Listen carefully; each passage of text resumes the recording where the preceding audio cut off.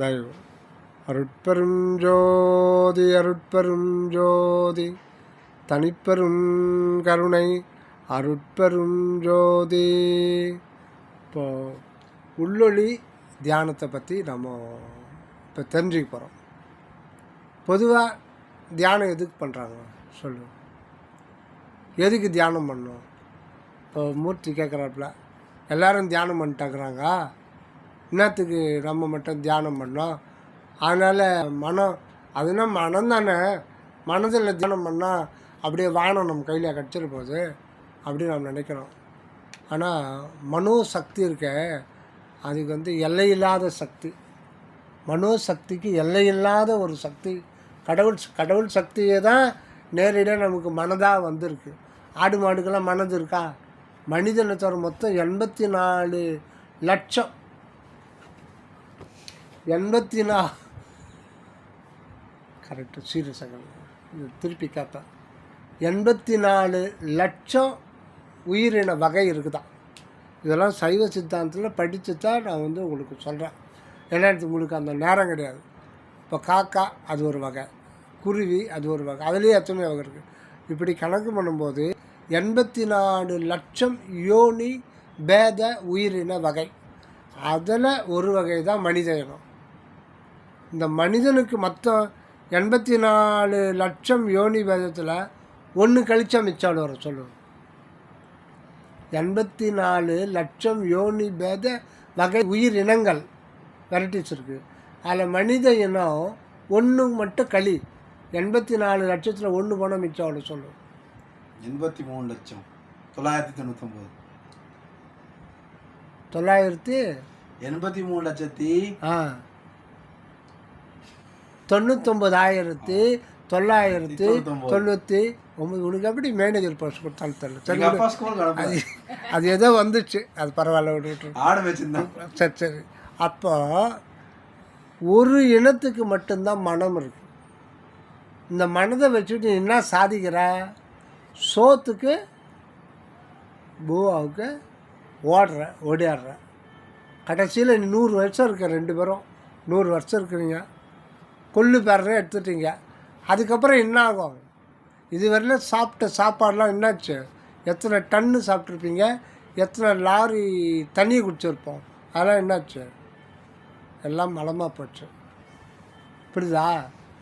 இப்போ எதுக்கு சொல்கிறேன்னா, இந்த மனம் நமக்கு மனித இனத்துக்கு கொடுத்துருக்காங்கன்னா அதில் 1000ல் 1 பகுதியை கூட நம்ம யூஸ் பண்ணலாம். பிரெயின் இப்போ விஞ்ஞானிகளுடைய ஆராய்ச்சி எவ்வளோ கஷ்டப்பட்டு ஆராய்ச்சி பண்ணியிருக்காங்க. ஆனால் மொத்த பிரெயினில் ஒரு 1 to 2% தான் யூட்டிலைஸ் பண்ணியிருக்காங்க. மித்த 99% 100% யூட்டிலைஸ் பண்ணால் அவனுக்கு மரணம் கிடையாது. 100% அந்த மனோசக்தியை உபயோகப்படுத்துவங்களுக்கு மரணம் கிடையாது. அப்படி 100% உபயோகப்படுத்துவது தான் வள்ளலார். மனதுக்கு அவ்வளோ சக்தி. இப்போது ஒரு ஆற்றலை குவிக்கும் பொழுது இதாகும். இப்போது நம்ம பாடி இருக்கு இல்லையா, இந்த பாடியில் உடல் ஃபுல்லாக ஆற்றல் பரவி இருக்கு. சில பேர் ஒரு விரலில் ஒரு 50 கிலோ கூட தூக்குவாங்க, பார்த்துருக்கியா? அந்த மாதிரி ஒரு இது இருக்குது. ஒரு விரலில் இல்லை 2 விரலில் அப்படியே தூக்குவாங்க. நான் சின்ன பையனாக இருக்கேன், 6வது படிக்கிறேன். ஆடி கிருத்திகளில் இந்த பம்பை அடிச்சுட்டு காவடி எடுத்துட்டு திருத்தணிக்கு போவாங்க. அப்போ ஒரு முறை ஒருத்தர் வித்தை செஞ்சுட்டு வந்தார். அவர் ஏதோ ஒரு இதில் இது செய்கிறார். அவர் என்ன பண்ணார், தாத்தா அவர் ஒரு வித்தை செய்கிறார். என்ன வித்தைன்னா, இவ்வளோ பெரிய குடத்தில் தண்ணி ஊற்றுட்டாங்க, கையெல்லாம் தொடலாம், அதை தூக்கிறதுக்கு கஷ்டம். இவ்வளோ பெரிய குடம் ஃபுல்லாக தண்ணி. அதை இந்த மொத்த பல்லுலேயும் அதை கவ முடியாது. முன்னே 2 பல், கீழே 3 பல் அப்படியே கடிக்கிறார். கடித்து கீழே கொட்டாமல் ஏணி போடுறாங்க ஓட்டு வீட்டு மேலே. அது மேலே ஏறுறார். ஏறி நான் ஒரே ஒரு முறை தான் அதை பார்த்தேன். ஏறி கீழே கொட்டல, அதை சமமாக பிடிக்கணும்ல. ஏறும்போது அது அந்த குடம் லெவல் சாஞ்சா என்ன ஆகும்? தண்ணி கீழே கொட்டல, தண்ணியே கீழே கொட்டல, ஃபுல்லாக இருக்குது. அப்படியே ஏறி ஓட்டு மேலே கூரை மேலே ஏறி அப்படியே கவுத்துட்டார் மேலே. அப்போ அவருடைய சக்தி ஃபுல்லாக எங்கே கொண்டு வர்றாரு? பல்லில் கொண்டு வர்றார். அதே மாதிரி ஒரு விரலில் கூட வந்து சில பேர் வந்து வெயிட்டை தூக்குவாங்க. அப்போ இந்த சக்தியை ஒரு குறிப்பிட்ட இடத்துல நம்ம குவிக்க முடியும், ஆற்றலும் சரி. அதே மாதிரி மனோசக்தியை அது எங்கே பறக்குதோ அந்த இடத்துல குவிக்கும்போது அதுக்கு எல்லை இல்லாத ஆற்றல் வரும். மனம் வந்து மனம் நினைக்கிறேன் இல்லையா, மனம் நினைக்கிறேன் இல்லையா, மனம் நினைக்குதா இல்லையா? கான்சன்ட்ரேஷன் எல்லாம் எங்கேயும் போகக்கூடாது, இங்கே மட்டும்தான் இருக்கும். மனம் நினைக்கிறா. இந்த மனம் எங்கே இருக்குது உனக்கு செயல்படுது, எங்கே காரியப்படுது? மூளையில் இருந்து. மூளையில் இருந்து. மூளையில் வெட்டி பார்த்தா தெரியுமா? அதை மூளையில் தான் செயல்படுதா? நல்லா கரெக்டாக சொல்லு. மூளை தானே கமாண்ட் கொடுக்குது. அப்போ மூளையில் செயல்படுது. ஆனால் அப்படி கிடையாது, இந்த இடத்துல தான் செயல்படுது. காரணம், ஒன்று பார்த்து நீ பயப்படுற, ஒரு விஷயத்தை கேட்டு பயப்படுற. எது முதல்ல பாதிக்கும்? ஹார்ட் பாதிக்கும். ஹார்ட் வீக்காகிறவங்களுக்கு ஒரு பயம் பொருந்திய ஒரு தகவலை சொல்லக்கூடாது, பட்டுன்னு உயிர் போயிடும். அளவுக்கு மீறி சந்தோஷம் வந்தாலும் ஒரு பரமையாக ஒரு கஞ்சி தான் சாப்பிட்றான், ஒரு வேளை கஞ்சி. அவன் யதார்த்தமாக ஒரு லாட்டரி சீட்டு 10 ரூபா வாங்கிட்டான், 2 கோடி அடிச்சுன்னு பட்டுன்னு வந்து சொன்னால் சந்தோஷத்துலேயே உயிர் போனாலும் போயிடும். அப்படி ஒரு இருக்குது. ஆனால் சந்தோஷத்தில் பெரும்பாலும் போகாது, பயத்தில் மட்டும் பட்டுன்னு போயிடும். அதனால தான் வள்ளலார் வந்து பயம் பூஜ்யமாக இருக்கணுன்றார். பயம் இருக்கக்கூடாது வாழ்க்கையில். கவலை பயம் இருந்தால் அது நோயாக மாறிடும், உடம்பு ஃபுல்லாக பரவிடும். ஒரு பயம் வந்துச்சுன்னு வச்சுக்கோ, நரம்பு மண்டலம் பாதிக்கும், கை காலெல்லாம் நடுக்கும். உனக்கு நரம்பு தளர்ச்சி இருக்காது, ஆனால் பயம் வந்துச்சுன்னா ஃபஸ்ட்டு ஹார்ட் பீட்டிங் அதிகமாகும். ஹார்ட் பீட்டிங் அதிகமாக நரம்பு ஃபுல்லாக இதாகும், கை காலெல்லாம் உதறும், வேர்த்து கொட்டும். அதுவும் திடீர்னு வந்து ஒரு பயம் ஆயிடுச்சோன்னா, அளவுக்கு மீறி பயம் வந்ததுன்னா ஹார்ட் நின்றோம் பீட்டிங். அப்போது இதை எதுக்கு சொல்ல வர்றேன்னா, நமக்கு மனம் வந்து நம்ம எங்கே அது செயல்படுது காரியப்படுதுன்னு தெரியாது. ஆனால் இதெல்லாம் ஞானிகள் சித்தர்கள் யோகிகள் சொல்கிறாங்க, இதயத்தில் தான் செயல்படுது. ஆனால் நமக்கு தெரியாது. காரணம், அந்த குறிப்பிட்ட ஆர்கான் அது வந்து இதாகும். அதே மாதிரி அந்த பயந்துட்டால் மூச்சு இதாகும், மூச்சு வாங்கும். ஒரு இதுக்கு கோவப்பட்டாலும் மூச்சு வாங்கும், கோவப்பட்டாலும் இதாகும். அதிகமாக கோவப்பட்டால் அப்படியே வந்து பிபி வந்துடும். கோபம் பயம் இது மட்டும் கூடவே கூடாது. பயமும் கோபமும் ஆளை காலி பண்ணிவிடும். நீ கோவப்பட்டுனா என்ன பண்ணுறேன்னு உனக்கு தெரியாது, கைத்தை பிடிச்சி கொலை பண்ணிவிடும் அந்த நேரத்தில். அப்புறம் பார்த்தா ஐயோ கொலை பண்ணிட்டோமே, அப்புறம் அழுத வருமா போன உயிர். அதனால் கோபம் பயம் கூடாது. இப்போ இதெல்லாம் எதுக்கு சொல்லணும்னா, மனம் இயங்குகிற இடம் எதுன்னா இந்த ஆர்கான், இதயம்ன்ற ஆர்கான். ஆனால் அதுக்குள்ளே இருக்கிறது தெரியாது. அது ஒரு சுக்கும ஆற்றல். சுக்கும ஆற்றல் வந்து இப்போ காலாண்ட நினைப்போமா, கிட்னியில் நினைப்போமா, அந்த ஆற்றல் தான் நினைப்போம். ஆற்று ஒன்று பாதிச்சோன்னா எல்லா ஆர்கானும் பாதிக்க ஆரம்பிக்கும். அதனால் மனம் செயல்படுற இடம் எதுன்னா ஆற்று, அப்படின்னு நம்ம தெரிஞ்சுக்கணும். ஆனால் ஆற்று அர்த்தம் பார்த்தாலும் அங்கே மனம் இருக்காது. ஏன்னா மனம் வந்து உருவமும் கிடையாது, அது அருவுருவம்னு சொல்லுவாங்க. இரண்டும் கலந்த அது ஒரு ஆற்றல், அது ஒரு சக்தி. ஒரு சூழ்நிலையை நீ புரிஞ்சுக்கணுன்னா நீ திங்க் பண்ணும். எப்படி உன்னால் திங்க் பண்ண முடியுது? அதான் சக்தி. அந்த சக்தி நீ உன்னுடைய சக்தி இல்லை, அந்த சக்தியும் வளருது. எப்படி உடம்பு வளருதோ குழந்தை திங்க் பண்ணுமா? குழந்தைக்கு வராது. அது மனோசக்தி வளரும். ஆக மனோசக்தி உள்ளே இருந்து கொடுக்கப்பட்டு இருந்தாலும் அதுக்கு சூழ்நிலையினால்தான் வளருது. ஒரு குழந்தைய சாப்பாடெலாம் கொடு, ஒரு செவிலித்தாயை வச்சு பார்த்துக்க சொல்லு, எத்தையும் பேசக்கூடாது, சாப்பாடு மட்டும் கொடு, ஏன்னா பொம்மை மட்டும் கொடு, ஆனால் பேசவே கூடாது. 5 வருஷம் கழித்து அதை வெளியில் கொண்டு வரணும். அதுக்கு என்ன தெரியும்? நினைக்கவே முடியாது. இது பொம்மை, அது லைட்டு, இது ஃபேனு ஓடுது பாரு, சுவிட்சு போட்டால் தான் ஓடும். இப்படி நீ அதை சொல்லி சொல்லி சொல்லி அது கொஞ்சம் கொஞ்சமாக புரிஞ்சிக்கும். அது ஒவ்வொரு விஷயத்தையும், ஒவ்வொரு பொருள், ஒவ்வொரு சக்தி, சூரியன், அங்கே வெப்பம் வருது, இதெல்லாம் சொல்லி சொல்லி சொல்லி நாம் வெளியிலிருந்து சூழ்நிலை மூலமாக தான் மனம் வளருது. புரியுதா? கரெக்டா? இதெல்லாம் நீ நினச்சி பார்க்கணும். குழந்தையில உனக்கு வந்து பிறந்த குழந்த இப்போ ஒரு 10 மாதத்துல குழந்த உட்காருது. ஒரு பாம்பு போனால் என்ன பண்ணும்? பிடிச்சி அதுக்கு தெரியாது. அந்த பொருள், அது விஷம், மரணம், அதை பற்றி ஒன்றும் தெரியாது. ஹூ அப்படின்னு நீ பயமுறுத்தி வச்சுக்கோ. அந்த சவுண்டை வச்சு அதுக்கு தனியான ஒன்று இருக்குது. ஏன்னா திடீர்னு வந்து இல்லை, அது மனித பிறவிக்கு 200 பிறவியெல்லாம் கடந்து தான் வருது. ஆனால் இந்த சூரிய பரோட்டா சாப்பிட்ட கதையாக முதலேருந்து தான் ஆரம்பிக்கணும்.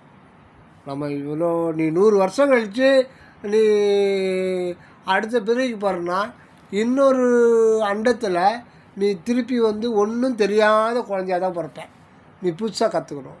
அதுக்கு ஒரு காரணம் இருக்குது. சரி, இப்போ இந்த மனோசக்தியை குவிக்கும் பொழுது அதுக்கு எல்லையில்லாத ஆற்றல் வரும். பிரபஞ்ச சக்தி உனக்கு தேவையான உதவி, கோடியான உதவி அது செய்ய ஆரம்பிக்கும். இதை முதல்ல நம்ம தெரிஞ்சுக்கணும். மனோசக்திக்கு அவ்வளோ பெரிய சக்தி இருக்குது. மனம் வந்து அவ்வளோ பவர்ஃபுல்லானது. இது நேரடி கடவுள் பார்வையில் தான், கடவுளுடைய சக்தி, அருட்சக்தி தான் மனமாக இருக்குது. ஆனால் வந்துடுவார், உங்கள்கிட்ட ஃப்ரீடமாக கொடுத்துருவார். அது மிருகத்தை விட கீழே போனாலும் போவோம், மேலே ஏறினா கடவுள் நிலையில் கொண்டு போய் நம்ம நிறுத்துகிறோம். ஆக அது கீழவும் போக முடியும், மேலவும் போக முடியும். அம்பு இருக்குல்ல, அம்பை எந்த டைரெக்ஷனால் விடலாம். நீ எந்த டைரெக்ஷனில் விடுறியோ அங்கே உனக்கு அந்த உன்னுடைய கோலை பொறுத்து தான் டைரெக்ஷன் மாறும். ஓகேவா? எந்த இடத்துல குவிப்ப மனதை அப்படின்னா, அது இதனுடைய பிறப்பிடம் எங்கே இருக்குன்னா, இப்போ சொன்ன பாரு, மூளைப்பகுதியில் அது அறிவாகவே இருக்குது. உதாரணமாக இதெல்லாம் எதுக்கு சொல்கிறேன்னா, நல்லா கவனிக்கணும். இது வந்து ஞானிகள் சொல்கிறத உங்களுக்கு தொகுத்து ஒன்று கொடுக்குறான். இப்போ மனம் வந்து பொதுவாக இங்கே இருக்குது. நீ மூளையில் இருக்கிறதெல்லாம் ஒன்று சொல்ல முடியாது. நீ எதாவது சொல்கிற, கன்ஃபார்மாலாம் கிடையாது.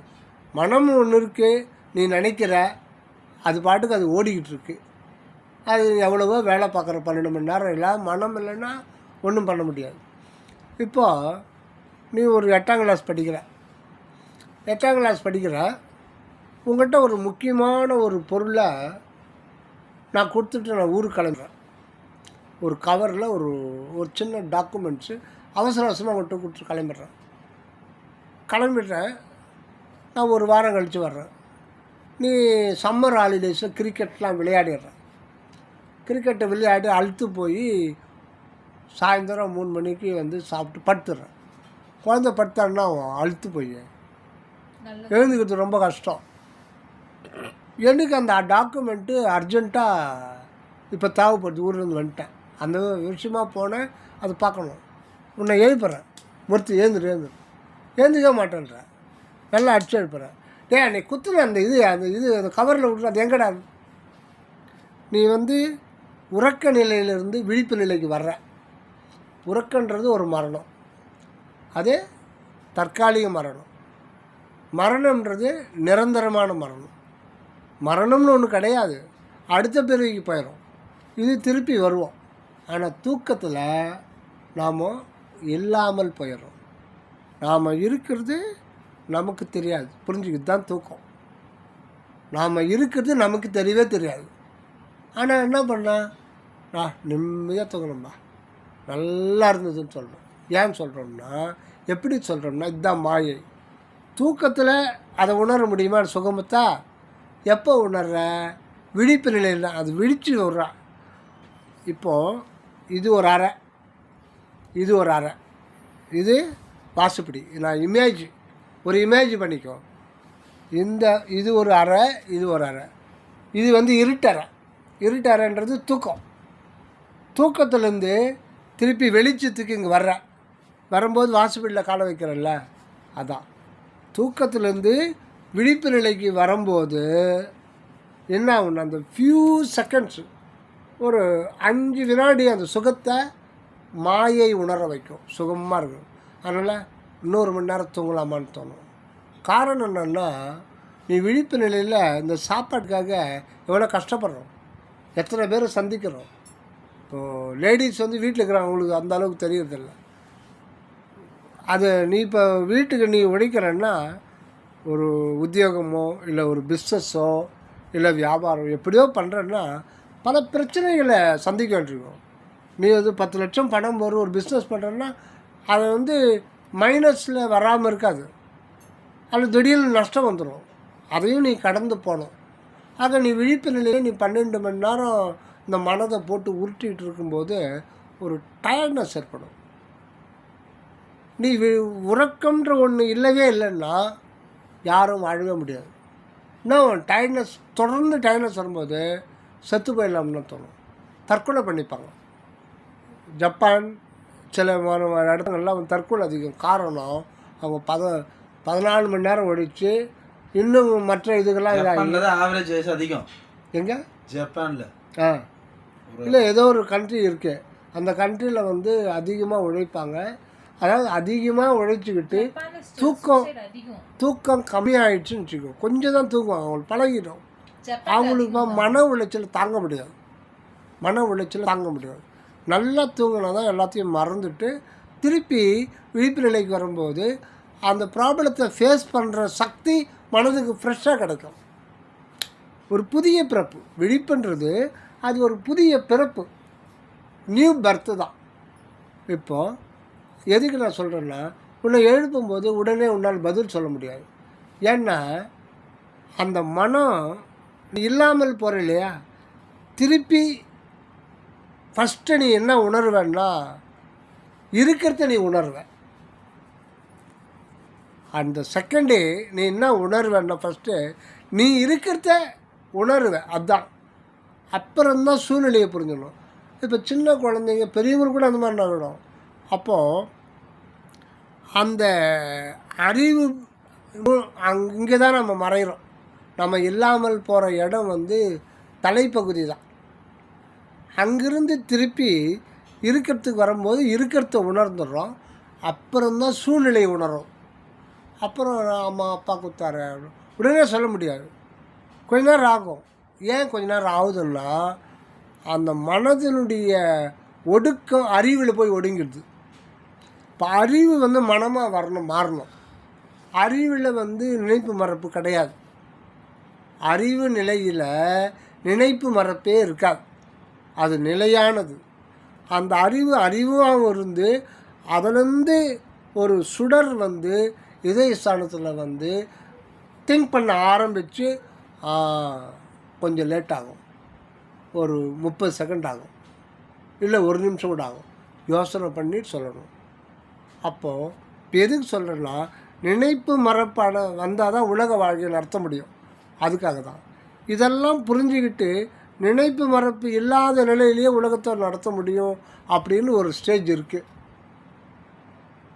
ஒரு சூழ்நிலையை நீ புரிஞ்சுக்கிறன்னா ஒரு நினைக்கணும், அதை பற்றி நினச்சி முடிச்சுட்டு கடைசியில் கன்க்ளூஷன் வரும்போது அந்த வேவ்ஸ் இருக்காது, ஒரு முடிவு அறிவுக்கு டிரான்ஸ்லேட் பண்ணும். புரியுதா? நினைப்பு மறைப்பு அடைஞ்சு இது ஒரு டிசைட் பண்ணி இதுதான் மேட்டர்ன்னு சொல்லிட்டு அறிவுக்கு வந்து ட்ரான்ஸ்ஃபர் பண்ணும். இதெல்லாம் முடிஞ்ச அப்புறம்தான் அறிவு வாங்கி. புரியுதா உனக்கு? அப்போ உண்மையில் மனம் வந்து எங்கே இருக்குன்னா அது அறிவில் போய் ஒடுங்கிடுது. அப்போ எந்த இடத்துல ஒடுங்குதோ அந்த இடத்துல நம்ம வந்து அது குவிக்கும்போது அது எல்லையில்லாத ஆற்றலை பிரபஞ்சம் நமக்கு கொடுக்கும். இதுதான் தியானம்ன்றது. இப்போது தியானத்துக்கு நம்ம வர்றோம். தியானத்தில் பொதுவாக வந்து மண்டையில் தான் மகாதேவன் இருக்கான். மகாதேவன்னா இறைவன், மகாதேவன். அது மண்டைக்குள்ளே தான் எல்லாமே இருக்குது. ஒரு பழமொழி சொல்லுவாங்க, என்ஜான் உடம்புக்கு சிரசே பிரதானம். கேள்விப்பட்டிருக்கியா? அவங்கவுங்க கையில் 8 ஜான் இருக்கும். உன்னுடைய உயரம்னா உன் கையில் 8 ஜான் போட்டு நீ ஒன்று கரெக்டாக வரும்.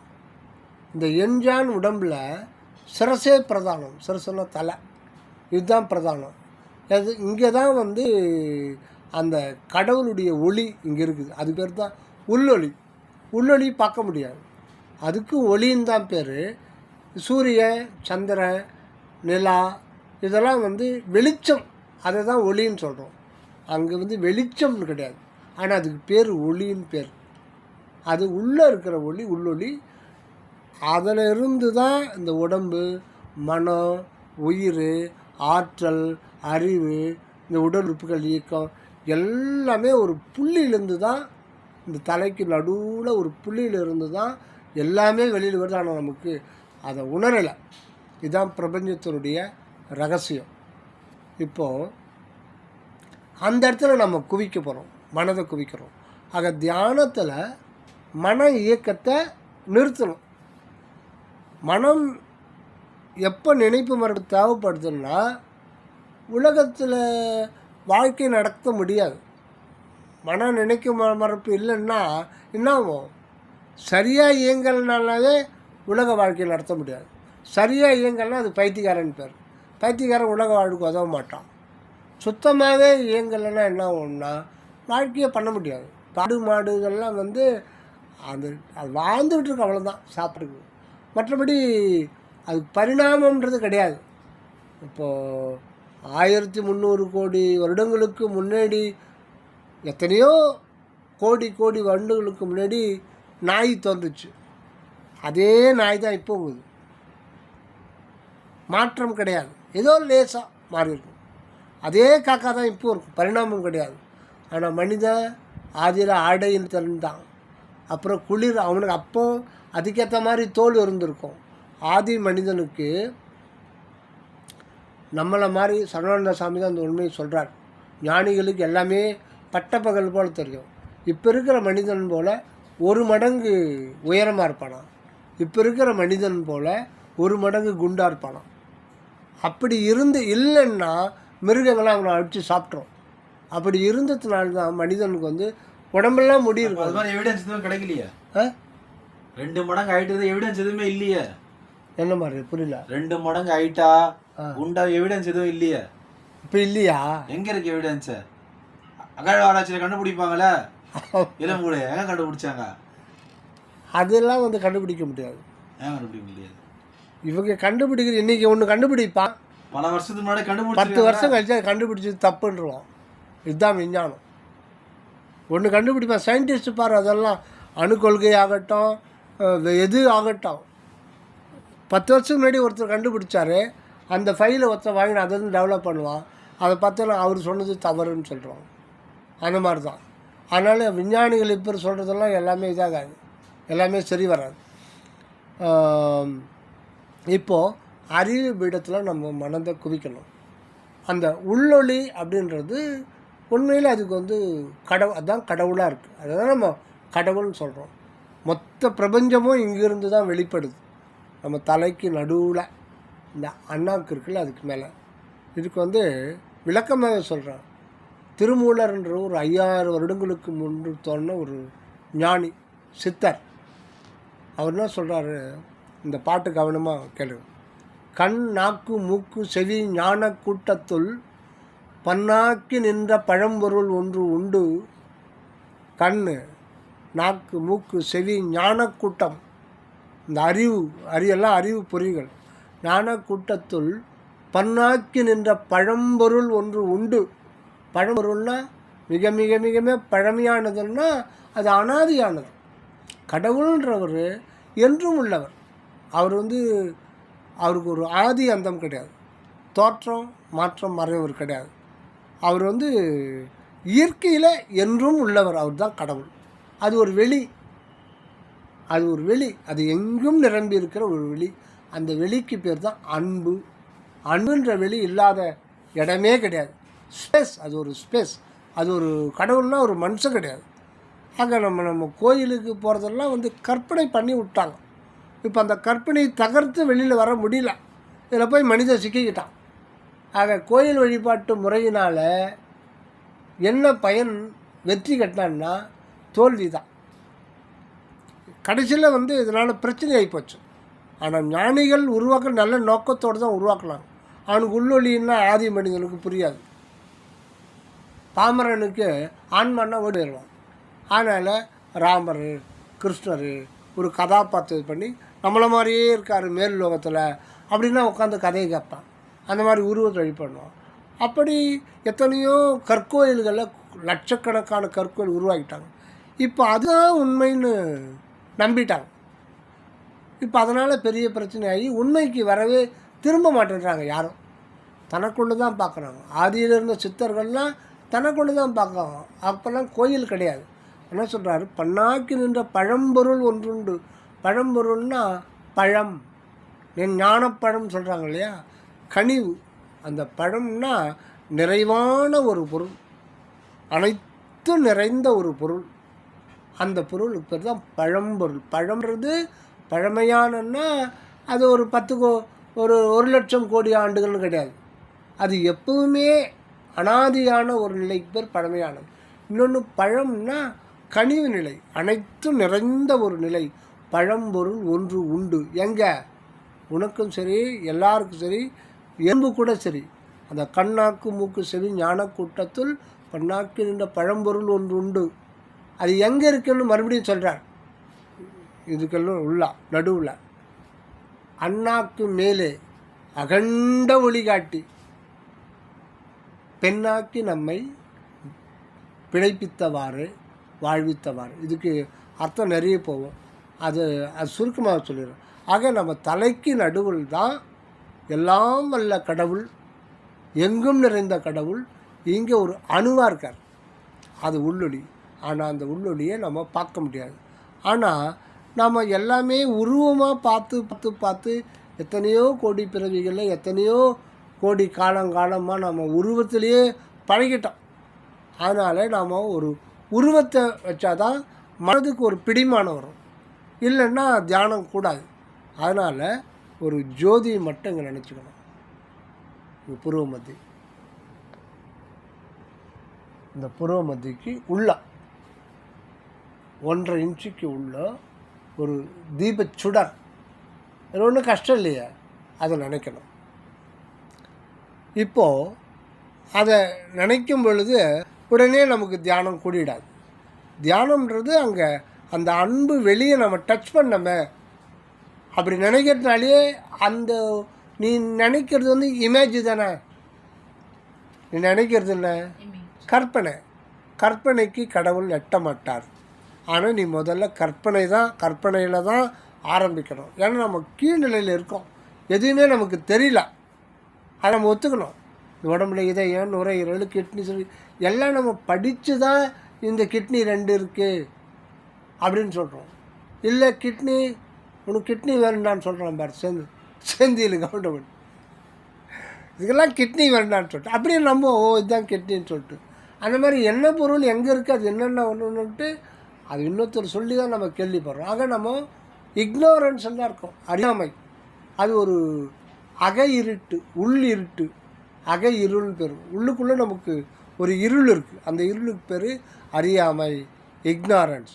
அந்த அறியாமை போக்கிக்கிட்டு வாழறது தான் ரொம்ப ரொம்ப அதுதான் வாழ்க்கை. எப்படியோ சாப்பாட்டுக்காக மட்டும் இல்லை இதர சுகங்களுக்காக மட்டும் வாழறது அது அனிமல் லைஃப். இப்போ நம்ம தியானத்துக்கு வரோம். அங்கே புறமத்திக்கு உள்ள ஒரு தீபச்சுடரை நினச்சி அருட்பெரும் ஜோதி, அருட்பெரும் ஜோதி, தனிப்பெரும் கருணை, அருட்பெரும் ஜோதி. இது வந்து ஒரு 2-3 நிமிடம் சொல்லணும். இது ஆரம்ப கட்டத்தில் இது சொல்லிட்டு வாங்க. இப்போது அடுத்த ஸ்டெப்பு இதை ஒரு 10-15 நாள் பழகிட்டு வாங்க. பழகிட்டே வரும்போது அடுத்தது இந்த உள்ளொளி தியானத்தை வரலாறு வேறு ஒரு வகையில் சொல்கிறார். 8-2 தியானம்னு பேர். இப்போ தான் நம்ம செகண்ட் ஸ்டேஜுக்கு போகிறோம். இது ஒரு 10-15 நாள் சொல்லிகிட்டே வாங்க. இப்போ செகண்ட் ஸ்டேஜ் இப்போயே சொல்லிடுறான். ஏன்னா அந்த இமேஜுக்குள்ளே அடங்க மாட்டார். இது ஏன் இமேஜ் பண்ணுறோம்னா, மனதுக்கு முதல்ல ஒரு பிடிமானம் வேணும். பிடிமானம் இல்லாமல் தியானம் பண்ண முடியாது. அதுக்காக நம்ம ஒரு உருவச்சிலை, மனித உருவில் அது பாவிக்க வேண்டாம். அதனால் இப்போ நேரடியாகவே உண்மையான ஒரு மார்க்கத்துக்கு வரணுன்றது தான் வடலூரில் ஜோதி ஏற்றி வைக்கிறார்.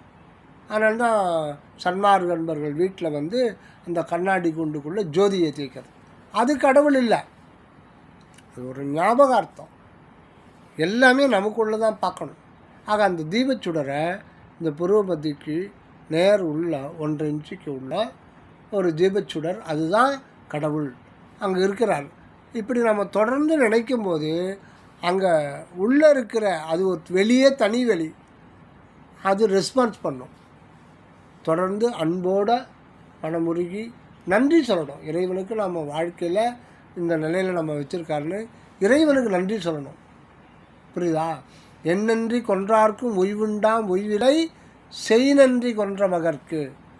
எண்ணன்றி கொன்றார்க்கும்னா அதில் செய் நன்றி அடங்கிறதில்ல. எந்த நன்றியும் மறந்தாலும் செய் நன்றி மறக்காதன்னா, எந்த நன்றின்னும் போது அதில் செய் நன்றி அடங்குதா இல்லையா? எந்த நன்றி மறந்தாலும் ஒருத்தன் வந்து எப்படியாவது அவன் பழிச்சுப்பான், கெட்டு போக மாட்டான் பணம். ஆனால் செய் நன்றியை மட்டும் மறந்தால் அவன் உருப்பட மாட்டான்றார். அப்போ எந்த நன்றின்னும் போது செய் நன்றி பார்ப்பா. செய் நன்றி என்னன்னா, இப்போ நீ வந்து ஒரு ஆளுக்கு கிட்ட கடன் கேட்குறாரு, ஒரு 10,000 கடன் கேட்குறாரு. கடன் கொடுத்துட்டு நீ கொடுக்குற, நீ வச்சுக்கப்பா, நீ நமக்கு தெரிஞ்சாலே வட்டியெலாம் கொடுக்காத, பொண்ணு கல்யாணத்துக்காக நீ கேட்குற, எத்தும்போ உனக்கு எப்போ வசதியோ அப்போ நீ கொடுன்ற. ஒரு 6 மாதத்துக்கு நீ வரான். ஏப்பா நான் ஒன்றும் கேட்கவே இல்லை. இல்லை சார், எனக்கு இன்னொரு 20,000 தேவைப்படுது. அப்படியா, சரி இரு. ஏமா இருக்கா காசு? இருக்குங்க. சரிப்பா எடுத்துன்னு போ, 20,000 கொடு. எனக்கும் ஒரு இது தான், உனக்கு எப்போ தோதோ கொடு, வட்டியெலாம் கொடுக்காதுன்னு சொல்லணும். ஒரு 4 மாதம் கழிச்சு திருப்பி வர்றாரு. சார் கேட்டால் குத்துன்னு இருக்காருன்ட்டு. சார் ஒரு 50,000 தேவைப்படுது, பிஸ்னஸ் ஸ்டார்ட் பண்ணேன். என்னப்பா கொடுத்த. இப்போ 3வது முறை உன்னுடைய சூழ்நிலை எப்படி இருக்குதுன்னு அந்த ஆளுக்கு தெரியாது. உன் சூழ்நிலை உனக்கே கொஞ்சம் வருமானம் கம்மியாக இருக்கலாம். நீ நல்லவன் தான், நல்லவன் எப்போவும் நல்லவனாக இருப்பான். ஆனால் உன் சூழ்நிலை சரியில்லைம்போது என்ன பண்ணுவ? 50,000மாப்பா கேட்குற, 50,000 இப்போ என்கிட்ட இல்லையப்பா, அதான் உங்களை நம்பி தான் வந்திருக்கேன். அப்போ என்ன பண்ணுற? சரி நான் உட்கார, ஏற்பாடு பண்ணுறேன்னு. ஏப்பா உதய், எனக்கு ஒரு 50,000 ட்ரான்ஸ்ஃபர் பண்ணுவா, நம்ம தெரிஞ்சு கடன் வாங்கி கொடுக்குறேன். அப்புறம் திருப்பி 6 மாதம் கழிச்சு எனக்கு 1 லட்சம் கடன். என்ன சொல்லுவா? காசை கொடு, வராதுப்பா, நீ கொடுக்குற பரவாயில்ல, நீ திருப்பி வந்து இந்த மேட்ரத்துன்னு வராதுன்னு சொல்லிவிடுவேன். ஏன்னா உன் லெவல் அவள் தான். ஆனால் கடவுள்கிட்ட நீ என்ன கேட்டாலும் கொடுத்துக்கிட்டே இருப்பார். கொடுக்கறது இல்லை, கேட்காமையே கொடுப்பார். இப்போ இதயம் துடிக்குது இல்லை, நம்ம பேசிக்கிட்டு இருந்த இதயம் துடிக்கலாம் பேச முடியுமா? நுரையீரல் சுவாசியில் பேச முடியுமா? இதெல்லாம் யார் செய்யுது? பிரபஞ்ச சக்தி. பிரபஞ்ச சக்தி செஞ்சுக்கிட்டே இருக்குது ததா உதவி. அந்த நன்றி மறந்தவங்களுக்கு உய்வு கிடையாது அப்படின்றார். புரிஞ்சுக்கிட்டியா? எண்ணன்றி கொன்றார்க்கும் உய்வுண்டாம் உய்வில்லை செய் நன்றி கொன்ற மகருக்குன்னா, சாமிக்கிட்ட எனக்கு இது கொடு, அதை கொடு, லோன் போட்டிருக்கேன், சாங்ஷன் பண்ணு, என் பிள்ளை வந்து என்ட்ரன்ஸ் எழுதிக்கிறான், MBBS ஆக்கணும், அவனுக்கு நல்ல மார்க் எடுத்துக்கிட்டு. பிஸ்னஸ் பண்ணக்கூடாது கடவுள்கிட்ட. கடவுள்கிட்ட எத்தையுமே வேண்டக்கூடாது. வேண்டனா தான் கொடுக்குறாருன்னா அவர் கடவுள் கிடையாது. அது எப்படி கடவுள்னு சொல்லுவேன்? சர்வங்சன். கடவுள் வந்து சர்வங்சன். அவருக்கு எல்லாமே தெரியும். உனக்கு என்ன வேணுன்றது உன்னை விட அவருக்கு தான் தெரியும். உன்னை வர வச்சது அவர் தானே. இந்த உடம்புக்குள்ளே நீ விரும்பி பிள்ளையா பிறந்திருக்கியானுக்க? நீ டிசைட் பண்ணியா? தெரியாது, எல்லாம் தானாக நடக்குது. அப்போது உன்னை கடவுள் இந்த பிறகு ஒரு குறிப்பிட்ட படிப்பு கல்வி கொடுத்து ஒரு உத்தியோகம் கொடுத்து ஒரு நிலையில் வச்சுருக்கிறாரு. அது மட்டும் இல்லை, இப்போ சதா உதவி செஞ்சுக்கிட்டே இருக்கார். பசி எடுத்து சாப்பிட்றோம். ஆனால் அதுக்கப்புறம் என்ன லட்சக்கணக்கான வேலைப்பாடுகள் நடக்குது இந்த உடம்புல, இருக்குதா இல்லையா? ஒரு சாப்பாடு எடுத்துனா விட்டமின்ஸ் இருக்குது, அதுலேயும் எத்தனையோ ரேஞ்ச் இருக்குது. மினரல்ஸ் இருக்குது, மினரல்ஸ் எடுத்து எத்தனையோ range. Potassium, calcium, sodium, iron, phosphorus, தங்கம் கூட இருக்குது. இந்த உடம்புல ஒரு குண்டுமணி அளவுக்கு தங்கம் இருக்குது. ஆனால் எரிச்சிட்ட பணத்தில் நம்ம இது பண்ண முடியுமா? அது அந்த தங்க அணுக்கள் தனித்தனியாக இருக்கும். அது நீ சேகரிக்கணும்னா அதுக்கு வந்து 50 லட்சம் செலவு பண்ணணும் இல்லையா? ஆனால் தங்கம் இருக்குது, தங்க சத்து எல்லாத்துலேயுமே இருக்குது. இப்படி இதெல்லாம் இருக்குது. ப்ரோட்டீன்ஸ் இருக்குது, ஃபேட்ஸ் இருக்குது, கார்போஹைட்ரேட்ஸ் இருக்குது. இதை இப்போது பல்லுக்கு என்ன நம்ம சாப்பிட்ற கால்சியம் இருக்குது. பல்லுக்கு எலும்பு கால்சியம் தேவைப்படுது. ஆனால் குடல் சுவர் எல்லாத்தையும் உறிஞ்சி எல்லாம் ரத்தத்தில் கலந்து கால்சியத்தை மட்டும் பல்லு கொடுக்கும். கால்சியத்தை முடி கொடுக்குமா? ஸ்கின்னுக்கு தேவை வைட்டமின் ஈயா வைட்டமின் ஏவோ தேவைப்படும். ஸ்கின்னுக்கு வைட்டமின் சியா, வைட்டமின் சி வந்து பல்லுக்காக கொடுக்கும். கரெக்டாக ஸ்கின்னுக்கு கொடுக்குது. எப்படி கொடுக்குது? நீ பண்ணுறியாதா? நீ பண்ணுறா? உடம்பு பண்ணுறல, நீ அந்த வேலை பண்ணுறியா? பசி எடுத்து சாப்பிட்டு தூங்கிடுற, அவ்வளோதான். புரியுதா? அதுக்கு எல்லாம் செய்து அதுதான் செய் நன்றி மறக்காதக்கூடாது. இறைவன் வந்து ஒவ்வொரு சின்ன வினாடி நமக்கு கோடிக்கணக்கான நன்றிகளை உதவிகளை செய்திருக்கார். அதனால் எந்த ஒரு நிபந்தனை இல்லாமல் கடவுளை அன்போடு நன்றி சொல்லிக்கிட்டே இருக்கணும். சரி, இப்போ என்ன தியானத்துக்கே வரல. அப்போது இங்கே நினைக்கிறோம். இப்போ 2வது ஸ்டெப்பு தியானத்துக்கு நம்ம போகிறோம். 2வது ஸ்டெப்பு தியானம் முக்கியமாக கவனிக்கணும். 8-2 தியானம்னு சொல்கிறார் வரலாறு. 8-2 அறிவித்து என்னை தனியேற்றி பட்டி மண்டபத்தில் பதித்த அந்த இன்னொன்று ஒரு பாட்டில் சொல்லுவார், 8ஓடு 2 சேர்த்து எண்ணவும் அறியீர் எத்துணை கொள்கின்றீர் பித்துலகீர். அந்த பாட்டு வந்து பெருசு, அது இப்போ நேரம் இல்லை. கடைசி பாட்டு வரி மட்டும் சொல்கிறேன். 8ஓடு 2 சேர்த்து எண்ணவும் அறியீர் எத்துணை கொள்கிறீர் பித்துலகீர். 8-2 உங்களுக்கு சேர்த்து எண்ண தெரில. இப்போ எல்கேஜி படிக்கிற பையன்கிட்ட போய் 8+2 என்னான்னு கேட்டால் சொல்லுவானா? சொல்ல மாட்டானா? 1ஆம் கிளாஸ் படிக்கிற பையன் 10ன்னு சொல்ல மாட்டானா? சொல்லுவான். அவங்களுக்கு சொல்ல தெரியலையே அப்படின்றார். இதெல்லாம் பரிபாஷை. 8ன்றது அது ஒரு அர்த்தம், 2ன்றது ஒரு அர்த்தம், ஈக்குவல் டு 10ன்னா ஆன்மா. அதுக்கு அது இன்னொரு முறை அதை சொல்கிறேன். இப்போ 8-2 அப்படின்றது அந்த தியானம். 8-2 என்பன இயலும் முற்படி என அட்டணிந்தருள் அற்புறஞ்சோதி. முதல் படி அதுதான் தியானத்தில். முதல் படி இந்த 8-2 தியானம்ன்றது. அதுதான் பல இடத்துல சொல்கிறார். 8-2 அறியாத எந்தனக்கு 8-2 அறிவித்தை அறிவித்தாய் அப்படின்லாம் சொல்லுவார். அதை நான் சுருக்கமாகவே சொல்கிறேன். 8 அதாவது 8 அப்படின்னு நம்ம இந்த ஒரு லெட்டர்ஸில் எழுதுகிறோம். ஆனால் தமிழில் அது இந்த லெட்டர்ஸ்லாம் வரல. இதெல்லாம் இம்போர்ட் பண்ண லெட்டர்ஸ், பிரிட்டிஷ்காரன் வந்த பிறகு தான். அதுக்கு முன்னாடி இதெல்லாம் பார்த்திங்கன்னா பக்கத்தில் கா அப்படின்னு போட்டால் 1. தமிழ் எழுத்தையே எண்ணுக்கு உபயோகப்படுத்திப்பாங்க. கா அப்படின்னு போட்டால் 1, 0க்கு 0, ஆ அப்படின்னு போட்டால் 8ன்னு அர்த்தம், ஊன்னு போட்டால் 2ன்னு அர்த்தம். எழுத்தையே எண்ணுக்கு உபயோகப்படுத்திட்டாங்க அந்த மாதிரி. இப்போது 8 அப்படின்னா ஆ, 2ன்னா ஊ. இப்போ ஒரே இதில் வந்து ஒரே கல்ல 2 மாங்கான்னு சொல்கிறாங்கல்ல, ஒன்றுத்துலேயே 2 அர்த்தம் இருக்குது. அந்த அர்த்தம் விரிவடைஞ்சு போய்கிட்டே இருக்கும். அது தனியாக தான் சொல்லணும். இப்போது ஊ அப்படின்றது அப்படின்னா அது உணர்வு. ஊன்னா 8ன்றது கடவுள், அது முதல் புரிஞ்சுக்கணும். 2ன்றது நாமம், மனுஷன், உயிர். 2ன்றது உயிர், 8ன்றது கடவுள். 2ன்ற உயிருக்குள்ளே தான் 8ன்ற கடவுள் இருக்கார். கடவுள் தனியாக வேற எங்கேயும் வாசம் பண்ண முடியாது. இந்த உடம்புல நீ மட்டும் இல்லை, ஆன்மாவும் இருக்குது. நீன்றது ஆன்மா தான், உயிர்ன்றது அது ஆன்மா தான். அந்த ஆன்மாவுக்குள்ளே கடவுள் இருக்கிறார். இந்த உடம்புக்குள்ளே 2 பேர் இருக்காங்க, நீ மட்டும் இல்லை. ஒரே சீட்டு தான், ஒரே நாற்காலி தான், தலைக்கு நடுவில் ஒரு நான் சொல்கிறது இமேஜ். நாற்காலியில் அங்கே நாற்காலி இருக்கு போதில்லை, அங்கே ஒரு உணர்வு இருக்குது. நம்மன்ற மனிதன்றது ஒரு உணர்வு தான். உணர்வு தான் மனிதன். இந்த உடம்பு மனிதன் கிடையாது. ஆனால் இந்த உடம்பு இல்லைன்னா உணர்வு விளங்காது, உணர்வு காரியப்படாது. அந்த உணர்வில் தான், உணர்வு வந்து அழியவே அழியாது. உணர்வு ஒரு காலம் அழியவே அழியாது. அது தொடர்ந்து எக்ஸ்பீரியன்ஸ் இருந்துக்கிட்டே தான் இருக்கும்.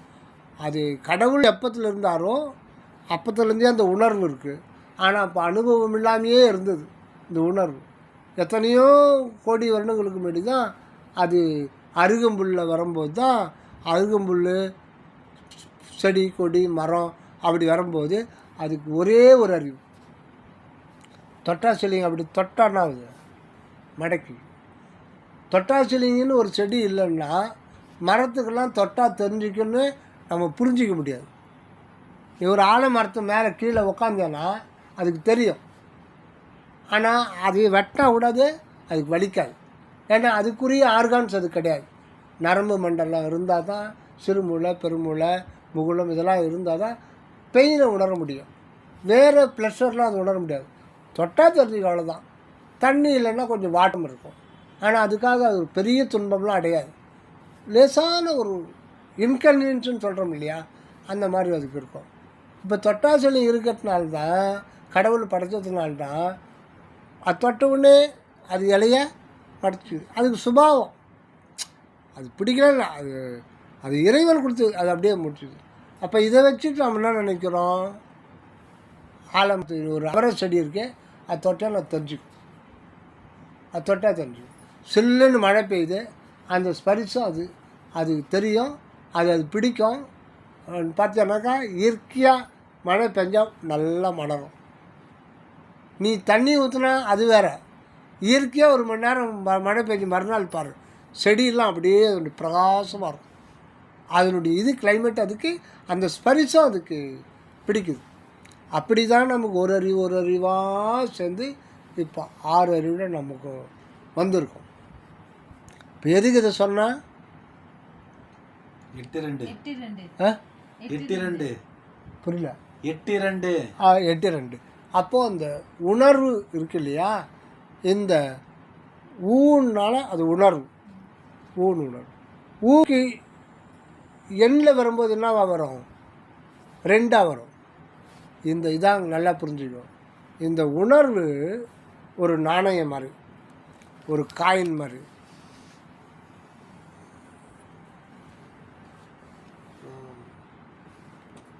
சரி, இது ஒரு காயின், பரவாயில்ல, விடு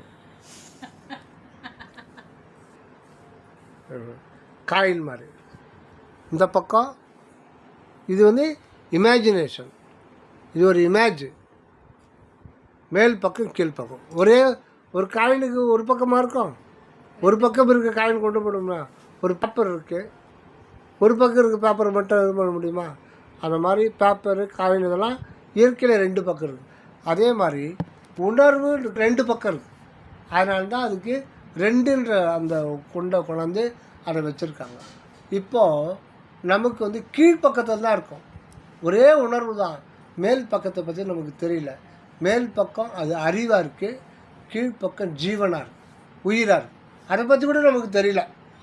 ஜீவனோடு சேர்ந்துக்கிறது மனம், இந்த கண், காது, மூக்கு, இந்த உணர்வுகள்லாம் ஜீவனோட சேர்ந்து.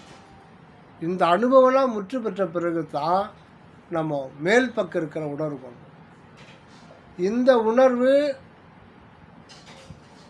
நிலையற்றது. இந்த ஜீவன், இந்த மனம், இதெல்லாம் இந்த பிறவியோட எல்லாம் உள்ள ஓடின்னு இங்கே காண வரும். ஆனால் மேல் பக்கம் இருக்கிற உணர்வு அது அறிவு உணர்வு. இந்த அறிவு உணர்வு எப்படி இருக்குன்னா, இப்போ அங்கே தான் கான்சன்ட்ரேஷன் பண்ணோம். என்ன, இருக்கிறேன், இது வந்து சொல்லு. இருக்கிறேன்னு ஒரு உணர்வு உனக்குள்ளே இருக்கா இல்லையா, எப்போ இருக்குது. அந்த இருக்கிறேன் அப்படின்றது தான் நம்ம நான் அப்படின்றோம். நான் அப்படின்னாலும் இருக்கிறேன் அப்படின்னாலும் ஒன்று தான், அல்லது நான் இருக்கிறேன் அப்படின்னாலும் ஒன்று தான். அட்டன்ஸ் எடுக்கும்போது உனக்கு வளர்புறத்தில் தயாமூர்த்தி அப்படின்போது நீ என்ன சொல்லுவேன் தமிழில்? உள்ளேன் ஐயா. உள்ளே என்னன்னா இருக்கேன், இந்த இடத்துல இருக்கேன். கிளாஸில் உள்ளேன்னு சொல்கிறோம். நான் இருக்கிறேன்ல, நான் இருக்கிற எத்தனைப்பா, நீங்கள் ஆஃபீஸில் சொல்கிறீங்களா, நான் இருக்கிற எத்தனை, நான் இருக்கிற எத்தனை, மத்தியானத்து வரைக்கும் நான் இருப்பேன், நான் இருக்கிறேன். இப்போ நம்ம உலக வழக்கில் இருக்கிறேன்னு 1000 முறை சொல்கிறோம். நீ எதை வச்சு இருக்கிறேன்னு சொல்கிற, அதுதான் உணர்வு. அந்த இருக்கிறேன்றது கூட வேர்டு, சொல்லு. இப்போ எறும்பு கூட அதே உணர்வு தான் இருக்கும். என்ன இருக்கும், இருக்கிறேன்ற அது ஒரு உணர்வு, அதுக்கு மட்டும்தான் தெரியும். அதை சொல்லாக்க முடியாது. நம்ம அதை சொல்லாக்கி இருக்கிறேன்னு நம்ம சொல்கிறோம். இருக்கிறது உனக்கு மட்டும்தான் தெரியும், எனக்கு தெரியாது. நீ இருக்கிறது உனக்கு மட்டும்தான் தெரியும். நீ இருக்கிறது உனக்கு மட்டும்தான் தெரியும். உனக்கு மட்டும்தான் அது எக்ஸ்பீரியன்ஸ் ஆகும், உன்னுடைய உணர்வு. எனக்கு தெரியாது. இப்போ நான் உயிரோடு இருக்கிறேன்றது எனக்கு மட்டும்தான் அனுபவம், உனக்கு தெரியாது. அப்போ நீ எதை வச்சு நான் உயிரோடு இருக்கிறேன்னு தெரிஞ்சுக்கிறேன்னா, கையை காலெலாம் ஆட்டுறேன், பேசுகிறேன். நான் தூங்கிட்டு இருக்கும்போது போயிட்டுனா என்ன பண்ணுவேன் உனக்கு தெரியாது. அப்போ என்ன பண்ணுவேன், நாடி பிடிச்சி பார்ப்பேன், தொட்டு பார்ப்பேன். ஓ இதயம் ஓடலை, அப்போ ஆள் இல்லை. அதை வச்சு தான் சொல்ல முடியும். மற்றபடி என்னுடைய செல்ஃப் நீ டச் பண்ண முடியாது. யாரும் யாருடைய செல்ஃப் டச் பண்ண முடியாது. புரிஞ்சுதாம்மா உங்களுக்கு? உணர்வுன்றது உனக்கு மட்டும்தான் அனுபவமாகும். அவங்களுக்கு 800 கோடி மக்கள் இன்றைக்கி இருந்தாலும் அவங்க உணர்வு அவங்க மட்டும்தான் தெரியும், அவங்க இருக்கிறது. இப்போது எதுக்கு சொல்கிறேன்னா, இந்த இருக்கிறேன் அப்படின்றது தான் அறிவுணர்வு. அறிவுணர்வு இந்த மனதை குவித்து அந்த அறிவுணர்வில் குவிக்கணும். நம்ம இருக்கிறேன் நம்ம சொல்கிறோம் இல்லையா, அது எப்படி உன்னால் இருக்க முடியுது அப்படின்னு நீ நினச்சி பார்க்கணும். அந்த நினைப்பை கொண்டு வரணும். அந்த நினைப்புக்கு மட்டும்தான் அலோவ் பண்ண நீ மனதை. என்னான்ட்டு இருக்கிறேன் அது சொல்லாக்காத. அது உனக்கு தெரிஞ்சில்ல, நீ இருக்கிறது உனக்கு தெரிஞ்சில்ல. அப்போ நீ அந்த மனதை அதுக்குள்ளே ஃபோக்கஸ் பண்ணணும். அது ஒரு வெளி, அது உணர்வு மையமான வெளி. அது குண்டூசி நுனியை விட அதில் 1,00,000ல் 1 பங்கு தான். அது அணுத்துவமானது, அணுவை விட சிறிய ஒரு உணர்வு. புரியுதா அவருக்கு? அது ஒரு ஸ்பேஸ். வேக்கமா ஸ்பேஸ்மா. இது வெட்டவெளி இருக்கு இல்லையா, இதெல்லாம் வெட்டவெளி தான். இது எல்லாம் எங்கேயுமே முடியாது வெட்டவெளி. அது எங்கேயும் முடியாதனால இதுக்கு பேர் அகண்டம் பேர். இது எங்கேயாவது முடியுமா வெட்டவெளி? ஆகாய முடியாது. இதெல்லாம் நினச்சி பார்க்கணும். சும்மா போகிறோம் வர்றோம், ஆஃபீஸில் எனக்கு வேலை இருக்குது, 12 மணி நேரத்துக்கு பண்ணுறேன், இந்த ஃபைல் பார்க்குறேன், இந்த ஃபைல் பார்க்குறேன், எனக்கு சர்டிஃபிகேட் கொடுத்தாங்க வருஷம் ஃபுல்லாக. இதை வச்சுட்டு ஒன்றும் பண்ண முடியாது. இது சோத்துக்கு தான். புரியுதா? இது சோத்துக்கு. மற்ற கம்மியாக சம்பாதிக்கிற கூழ் சாப்பிடுவான், நீ கொஞ்சம் ஜாஸ்தி சம்பாதிக்கிறேன், நீ சம்பாதிக்க. அதான் கோயிலில் குறைச்ச கோயில் பேசாத, ரெக்கார்டு சாப்பாடு. புரியுதா? உட்காந்துக்கலாம், அலவுடு கிடையாது. நீ பேசுறது இப்போ அலவுடு கிடையாது. கேளுங்க. அப்போது தியானம்ன்றது ஃபஸ்ட்டு தன்னை அறிதல். தியானம்ன்றது know your self, know your inner truth. உன்னுடைய அக உண்மை என்னன்னு நீ தெரிஞ்சுக்கிறது. நீ யார் நீ தெரிஞ்சுக்கிறது. நான் யார் நான் யார் நான் யார் அப்படின்றது உள்முகமாக கேள்வி கேட்கறது இல்லை.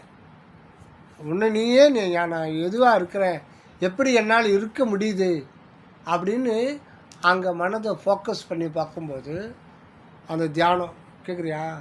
போர் அடிக்குதா? அதை தொடர்ந்து அதை கவனிச்சுட்டே இருக்கும்போது அப்போது என்ன உனக்கே அது தகவல் கொடுக்கும். உண்மை தானாக வரும். என்ன வரும்னா, அந்த உணர்வுக்குள்ளே ஒரு உணர்வு இருக்குது, அதுக்கு பேர் தான் 8 உள்ளொளி. அது தன்னை காட்டவே காட்டாது. அதனுடைய உள்ளொளியிலிருந்தால் அதுவே தான் நான் நான் நான் நான் இருக்கிறேன்ற உணர்வு ஒரு சுடர் போல் வந்துக்கிட்டே இருக்கிறது. நீ ரியலைஸ் பண்ணணும். நீ தான் ரியலைஸ் பண்ணணும். வேறு யாரும் சொல்லிக் கொடுக்கலாம் முடியாது. தியானத்தை சொல்லிக் கொடுக்குறாங்கன்னு சொல்கிறாங்க இல்லையா, அதெல்லாம் சும்மா நம்ம வழிகாட்ட முடியும்.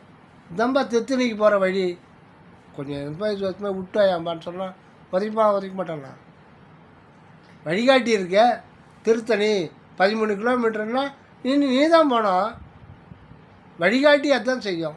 அது வழிகாட்டி இல்லாத வழியில் போகிறவனை பார்த்து திருத்தணி இந்த பக்கம் ஒன்று போகுது, இந்த பக்கம் ரோடு போகுது, இந்த பக்கம் ரோடு போகுது, எந்த பக்கமாக திருத்தணி போனோம்? இந்த பக்கம் போவா 13 கிலோமீட்டரு. அப்படியா? கொஞ்சம் வருஷமாக விட்டு வச்சுறான். நீ தானே போனோம். அது மாதிரி தான் இந்த பக்கம் இருக்குது, இப்படி போன்னு தான் வழி தான் காட்ட முடியும். அதனால் குருமார்களை தெய்வமாக நினச்சி வணங்குறது அறியாமை. உனக்குள்ளே தான் குரு இருக்கார். அந்த குரு கடவுள் தான் குரு. எங்கே பார்க்குறோமே யூடியூப்பில், இங்கே இப்போ தோல் மேலே போட்டுக்கிறான், அது தரையில் பறந்து, இந்த பக்கம் தரையில் பறந்து. ஏன்டா இப்படி பண்ணுறானுங்க? ஷூ போட்டுக்கிறான், காஸ்ட்லி ஷூ தான். தாடி வளர்த்துக்கிறான், முடி போட்டுக்கிறான், 5-6 துணி போட்டுக்கிறான். இந்த மாதிரிலாம் ஏமாற்று. இப்போ ஏமாத்துறது ஜாஸ்தி ஆகி போச்சு. இப்போ நெருங்க முடியாது அவங்கக்கிட்ட. பணம் இருந்தால் தான் அவங்கள பார்க்க முடியும். சரி, அது கூட அவங்க எப்படியோ போட்டுரும், அது கடவுள் பார்த்துப்பாரு. சரி, இப்போது நம்முடைய மனதை எங்கே போஸ் பண்ணணும்னா, மனம் வந்து அலை. இப்போ கடல் இருக்குது, கடல் அலை எங்கே இருக்குது? ஓரத்தில் இருக்குது. நம்ம வந்து ஓரத்தில் இல்லாமல் நிலையான நடுக்கடலுக்கு, ஆழ்கடலுக்கு போய்ட்டுடும். அங்கே தான் அமைதி, சந்தோஷம், உண்மையான இன்பம், கருணை, அன்பு, நோயற்ற வாழ்வு எல்லாம் உண்டு. அங்கே சகல நன்மையும் இருக்குது. இதுதான் வல்லார் சொல்கிறார். உங்களுக்கு தாய் தந்தை, உங்கள் எல்லாருக்கும் தாய் தந்தை, அண்ணன் தம்பி முதலான கேட்டுக்குமா ஆப்தர்களால் செய்யப்பட்ட உதவி எவ்வளவோ அதைவிட கோடி கோடி பங்கு அதிகமாக உதவி கொடுக்கும்படியான இடம் இந்த இடம். கோடி கோடி பங்கு. உனக்கு அம்மா அப்பா அண்ணன் தம்பி எவ்வளோ உதவி செய்கிறாங்களோ கோடி இன்ட்டு கோடியாக பெருக்கிக்கும். அந்த மாதிரி உதவி கொடுக்கும்படியான இடம் இந்த இடம். சகல நன்மைகளும் நிறைவாக கிடைக்கிறது இந்த உள்ளொளி தியானத்தின் மூலம். சாதாரணமாக நினச்சிக்காத, நம்ம உக்காந்தாலே தியானம் பண்ணிட்டோம்னு அர்த்தம் கிடையாது. இந்த தியானத்தை பழகணும். இப்போது 5 வயசு பையன் சைக்கிள் ஓட்ட கற்றுக்கிறான் அப்படின்னா எடுத்த உடனே ஓட்ட ஆரம்பிச்சிடுவானா? எத்தனை முறை கீழே விழுவான். பழகணும். பழகி பழகி இப்போது டிரைவிங் எடுத்துக்கினா சில பேருக்கு 3 மாதத்துல பழகிடுவாங்க. சில பேருக்கு 3 முறை அதை அட்டன் பண்ணணும். அப்போ தான் கார் ஓட்ட கற்றுக்கணும். எல்லாமே பழக்கம்தான், எல்லாமே பழக்கம்தான். செந்தமிழும் நாப்பழக்கம்னுவாங்க. தமிழ் அழகாக பேசுகிறாங்கன்னா உடனே பேச முடியாது, அது நாப்பழக்கம். அதே மாதிரி தான் எல்லாமே பழகணும். எதுவுமே ஒன்று, ஒரு கெட்ட பழக்கமும் சரி, ஒரு நல்ல பழக்கமும் சரி, பழகிட்டு அதை விடுறது கஷ்டம். கரெக்டாக? பழக்கத்தை ஒரு முறை பழகிட்டோம்னா அதை விடுறது கஷ்டம். நல்ல பழக்கம் கொடுத்து பழகிட்டேன்னு வச்சுக்கோ, அது நம்ம கஷ்டத்தில் இருந்தால் கூட தர்மம் பண்ணால் தான் எனக்கு தூக்கம் வரும். அந்த மாதிரி போயிடும். இன்னொருத்தக்கிட்ட கொள்ளை அடிக்கிறேன்னு பார்த்தோம்னா நம்ம காரில் என்னாச்சு அவன் புத்தி கடைசி வேலை அப்படி தான். அந்த ஜென்மத்தில் பாவத்தை மூட்டை மூட்டையாக சேர்த்துப்பான். அதை கழிக்கிறதுக்கு 20-30 ஜென்மம் ஆகும். அவன் தலையெழுத்து அதெல்லாம் கழிச்சுட்டு தான் நம்ம வந்திருக்கோம். அதை ஞாபகம் வச்சுக்கோ. எடுத்த உடனே நல்லவனாக ஒருத்தர் வர முடியாது. இப்போ நீ வந்து வெஜிடேரியனாக மாறி இருக்கன்னா வல்லல கடவுளுடைய ஆணை. நீ மூர்த்தி கல்யாணம் பண்ணிக்கிறது அது வேறு விஷயம், அதுவும் கடவுளுடையது தான். இப்போ நீ வெஜிடேரியனாக இந்த ஜென்மத்தில் நீ பழகணும். அதுக்காக தான் முக்கியம். அதுக்கு நீ கடவுளுக்கு தாங்க சொல்லணும். கடவுள் தான் அனுப்பிச்சிக்கிறாரு, கடவுள் தான் அனுப்பிச்சிருக்காரு. பொண்ணை இந்த குடும்பத்தில் பிறக்க வைக்கிறாரு, என்ன இந்த குடும்பத்தை பிறக்க வைக்கிறாருன்னா, தாத்தா ஏதோ எங்கள் தாத்தா ஏதோ தர்மம் செஞ்சார். முதிர்க்கெல்லாம் போவாராம். எதுக்கு? பஞ்சாயத்துக்கு. இவர் தான் கூப்பிடுவாங்க. அவர் நன்மை செஞ்சார், ஆனால் வேலை அதிகமாக செய்ய மாட்டார்.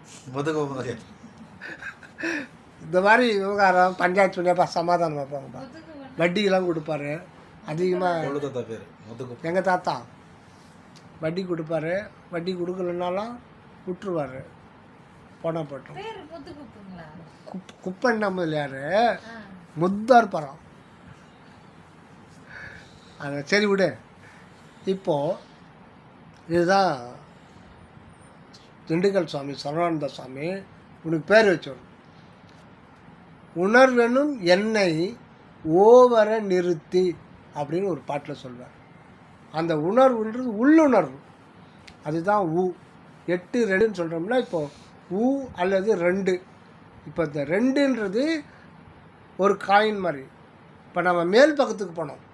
இப்போ நம்ம உணர்வு எல்லாம் கீழே இருக்குது, கீழ்ப்பக்கத்தில் இருக்குது. மனதோடு சேர்ந்து இருக்குது இந்த ஜீவன். இதில் இதனுடைய உண்மையும் நமக்கு தெரியாது. இதுதான் இருக்குது, பட் இதனுடைய உண்மையும் நம்ம தெரிஞ்சுக்கணுன்னா மேல் பக்கத்தை தான் போய் தெரிஞ்சுக்கணும். அந்த உணர்வுன்றது அது வந்து மனம் நினைப்பு மறப்பற்ற ஒரு சுத்த உணர்வாக இருக்கிறேன்றது அது தானாக விளங்குது. ஒவ்வொரு நொடியும் அது எப்படின்னா சொல்லணும்னா ஒரு உதாரணம், சுடர் போல் விளங்குது. இப்போ சூரியன் இருக்கு இல்லையா, சூரியன் கடவுள்னு வச்சுக்கோ, சூரியன்லேருந்து தொடர்ந்து சுடர் வருதா, சூரிய அந்த ஒரு கதிர் சூரியன் வருது. ஒரு விளக்கத்துற ஒரு இருட்டறையில் விளக்கத்துற விளக்குடைய சைஸ் எவ்வளோ இருக்கும், அந்த தீபம் ஒரு அவரை வித மாதிரி இருக்கும். ஒளி அங்கே மட்டும் நிற்குமா, ரூம் ஃபுல்லாக பரவிடுமா? ரூம் ஃபுல்லாக பரவும். அதுக்கு பேர் சுடர். ரூம் ஃபுல்லாக பரவக்கூடாது, அவரை விதமாக அங்கே மட்டும்தான் தெரியணும் முடியுமா? இயற்கை. அதே மாதிரி சூரியன் வந்து அது தன்னுடைய ஒளியை பரப்பிக்கிட்டே இருக்கும், சுடர். இதுக்கு பேர் சூரியன்கிட்டேருந்து வர்றது சுடர். அது சூரிய ஒளி அல்லது சூரிய ஜோதி. அதிலேருந்து இயற்கையாக அதனுடைய இது தான். அதே மாதிரி 8ன்றது உள்ளொளி, அதுதான் ஞான சூரியன்னு வச்சுக்கோ, அதுதான் அற்பெருஞ்சோதி. அதனுடைய நிலை எப்படின்னா அது தான் அப்படின்ற ஒரு நிலை. அதிலிருந்து ஒரு அது ஒரு உள்ளுணர்வு, உள்ளொளி உணர்வு, அருள் உணர்வு அங்கே இருக்குது, நமக்குள்ளே இருக்குது. அது தன்னை காட்டாது, அவ்வளோ சீக்கிரம் காட்டாது, கொஞ்சம் கொஞ்சமாக தான் உண்மையை உணர்த்தும். அதிலிருந்து அந்த உணர்வுலேருந்து அது வேற ஒரு உணர்வு வரும். அந்த உணர்வுக்கு பேர் தான் நான் நான் நான். புரிஞ்சுக்கிட்டேப்பா? இருக்கிறேன். அதுதான் நமக்கு வந்து உடம்பு, உண்மையான உடம்பு அணு உடம்பு தான் நமக்கு. அது ஒரு வெளி தான், அது ஒரு வெட்ட வெளி, ஸ்பேஸ் ஆஃப் விஸ்டம். அது ஒரு ஸ்பேஸ் ஆஃப் விஸ்டம். நம்மளுடைய உண்மையான சொரூபம்னா ஸ்பேஸ் ஆஃப் விஸ்டம். ஆக தியானம்ன்றது என்னென்னா தன்னை அறிதல் தான். அது ஒரு குறிப்பிட்ட ஒரு நிலைக்கு பேர் தியானம் தேவைப்படாது. நீ உன்னை அறிஞ்சினா தியானம் தேவைப்படாது. உதாரணம், நம்ம வீடு கட்டணும் இல்லையா, 4 பக்கம் செவுறு எழுப்புறோம். தனம் பண்ணணும்னா என்ன பண்ணணும்? பில்லர் எழுப்பணும். பில்லர் எழுப்பணும். பில்லர் இல்லை, சாரம் கட்டுவாங்க. மூங்கில் கும்பெல்லாம் வச்சு அது பழையெல்லாம் வச்சு சாரம் கட்டணும். சாரம் கட்டாமல் போட முடியாது. சாரம் கட்டிட்டு அதுக்கு மேலே சிமெண்ட்டு, கல், இதெல்லாம் ஜல்லி கில்லி சிமெண்ட்டு மணல் எல்லாத்தையும் போட்டு பரப்பிட்டு ஒரு 22 நாள் அப்படியே விட்டுடணும். விட்டுட்டு அந்த சாரத்தை கட்டணும், சாரம் எடுத்துடணும், அப்புறம் தேவையில்லை. அந்த மாதிரி தான் உண்மையை உணர்ந்து, இறைவன் அருளால் உண்மையை உணர்ந்துட்டேன்னா அப்புறம் தியானம் தேவையில்லை. அந்த ஒரு சாரம் கட்டுற மாதிரி தான் தியானம். அதுக்கப்புறம் தியானம்ன்றது தேவைப்படாது. முயற்சி இல்லாமையே நீயாக இருப்ப. நீ எதுவாக இருக்கிறாயோ அதுவாக இருக்கிறதுக்கு பேர் தான் தியானம். ஆனால் நம்ம எதுவாக இருக்கிறோமோ அதுவாக இல்லை. எப்போ இருக்கோம்? எலும்பு, தோல், ரத்தம், தசை, மூட்டு, மண்டை, ஓடு, இதுவாக தான் இருக்கும். இதுவாக தானே இருக்கும். இப்போ இந்த உடல் உணர்வுக்கு இறங்கி இருக்கும். இந்த உடம்பு தான் நான், இது மாத்திரம் தான் தியானம். உண்மையை உணர்வு தான் தியானம். அப்போது இந்த உணர்வு என்னும் எண்ணெய் ஓவர் நிறுத்தினா நம்ம இருக்கிறேன் முதல். இதெல்லாம் ஒரு ஆரம்ப ஸ்டேஜ்லாம், இதெல்லாம் முடிவு கிடையாது. இன்னும் போக வேண்டிய இடம்லாம் நிறைய இருக்குது. வெளிக்கடந்து சும்மா இருக்கும், அதுக்கு பெரிய ஸ்டெப்ஸ் இருக்குது. இது எல்லாமே இது ஆரம்பம்தான். ஆக இருக்கிறேன்ற அந்த உணர்வு ஒரு சுடர் போல தானாகவே இயற்கையில் வந்துக்கிட்டே இருக்கும். ஒவ்வொரு வினாடியும் வந்துக்கிட்டே இருக்கும். எப்படி இதயம் தொடர்ந்து இயங்கிட்டு இருக்குல்ல.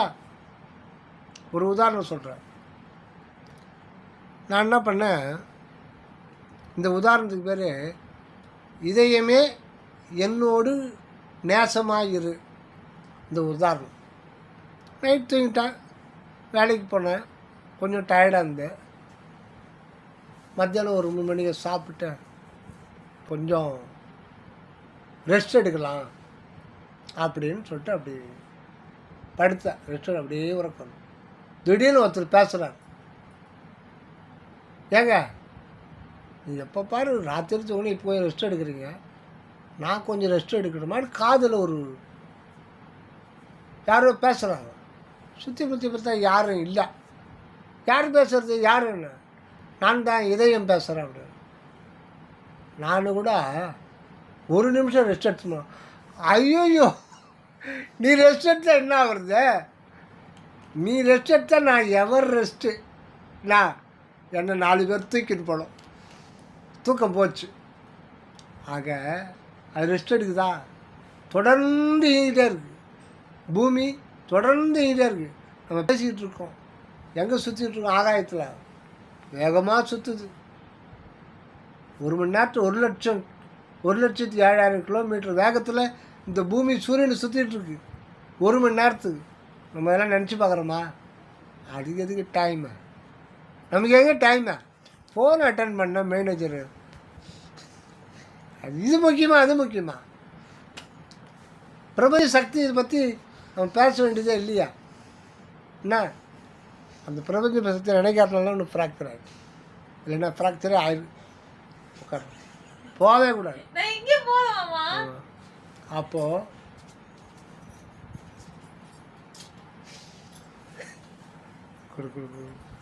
சரி, அப்போ என்ன பண்ணோம்? நம்முடைய மனோசக்தியை மேலே இருக்கிற அந்த உணர்வு, அது பிளைனானது, அந்த உணர்வு வந்து தானாக விளங்குது. இருக்கிறேன்ற ஒரு அந்த உணர்வு சுடர் வந்து எனக்கு தனிதாக கேட்குறேன். தானாக விளங்குது, நானாக விளங்குது. தானாக விளங்குது, நானாக ஒளிருது. ஆக இங்கே நான்ன்றது உண்மையில் ஒன்றுமே கிடையாது. பிரபஞ்ச சக்தி ஆற்றலாக இருக்குது. இந்த உடம்பில் நூற்றுக்கணக்கான உடல் உறுப்பாக இருக்குது, இயக்கமாக இருக்குது, மனோ சக்தியாக இருக்குது, உயிராக இருக்குது, அறிவாக இருக்குது, அனுபவமாக இருக்குது. எல்லாமே அங்கே வந்து பிரபஞ்ச சக்தி தான் இங்கே வாழ வந்திருக்கு. நாமும் இங்கே ஒன்றுமே கிடையாதுன்னு தான் இது. ஆக உணர்வுக்குள்ள ஒரு உணர்வு, அந்த உணர்வை தான் அகம் அப்படின்னு சொல்கிறது. அகம்னா வீடு அப்படின்னு ஒரு அர்த்தம் இருக்குது, தெரியுமா? அகம் அப்படின்னா வீடுன்னு ஒரு அர்த்தம் இருக்குது, சரிங்களா? ஆத்துக்காரர், ஆமாம், ஆத்துக்காரர்னு சொல்லுவாங்க. அகம்னா வீடு. நம்முடைய அகத்தை பற்றி தெரிஞ்சுக்கணும். புத்தர் 81 வயதில் வீடு பேறு அடைந்தார். புரியுதா? என்ன வீடு? ஓட்டு வீடா? மித்த வீடா? வீடுனாலே அது ஆன்மை தான். வீடு அப்படின்ற சொல்லு வந்து இல்லம். வீடு அப்படின்னா நமக்கு உண்மையான வீடு, உண்மையான இல்லம், உண்மையான வடிவம், உண்மையான உருவம் எதுன்னா மெய்யே உன் பொன்னடிகள் கண்டின்று வீடுற்றேன். இப்போ மனப்பாடம் பண்ணது தான். மெய்யே உன் பொன்னடிகள் கண்டு இன்று வீடுற்றேன். வீட்டுக்கு வந்து சேர்ந்துட்டேன். எந்த வீட்டுக்கு? ஆன்மா என்கின்ற நம்முடைய உண்மையான வீட்டுக்கு நம்ம வந்து சேர்ந்துட்டோம். அங்கே கோடி கோடி கோடி கோடியான நன்மைகள் அங்கே கொட்டி கிடக்குது. ஆக நம்முடைய ஃபஸ்ட்டு நம்ம செய்கிறது இந்த மனோசக்தியை அந்த உணர்வில் குவிக்கணும். இப்போ 2 விஷயத்தை மெர்ஜி பண்ண போகிறோம். முதல்ல 10 நாளைக்கு என்ன சொன்னேன்? தீபத்தை நினைக்க சொன்னேன். 15 நாள் சொன்னேன். 15 நாள் 10 நாள் தான் சொன்னாரு. 15 நாள் 10 நாள் சொன்னாரு. சரி, 10-15 நாளுக்கு அந்த தீபச்சுடரை நினைச்சிட்டு அற்பெருஞ்சோதி தனியாக சொல்லிட்டு ஒரு 20 நிமிஷம் சொல்ல. ஆரம்பத்தில் மனதை ரிலாக்ஸ், அதையும் நினைக்காத. மனம் காப்போட்டுரும். மனது கூட காப்போட்டுரும். வெளியில் நிற்கட்டும், நீ கூட வராது அப்படின்ட்டு இப்போ சொன்ன இருக்கு இல்லையா, அந்த உணர்வில் மனம் குவிக்கணும். இப்போ என்ன பண்ணணும்? அந்த தீபச்சுடர் தான் இருக்கிறேன் என்ற உணர்வில் அது ஒளிருதுன்னு 2த்தையும் மெர்ஜி பண்ணணும். இப்போ உனக்கு அனுபவத்தில் வரும். அது இருக்கிறேன்றது உன்னுடைய அனுபவம் இல்லையா, உன்னுடைய செல்ஃப். இருத்தல் என்பது தான் உன்னுடைய செல்ஃப். அதை பார்க்க முடியாது, அதை தொட முடியாது. ஏன்னா அது ஒரு space of wisdom. Space of consciousness. அதுதான் நம்ம இருக்கோம்.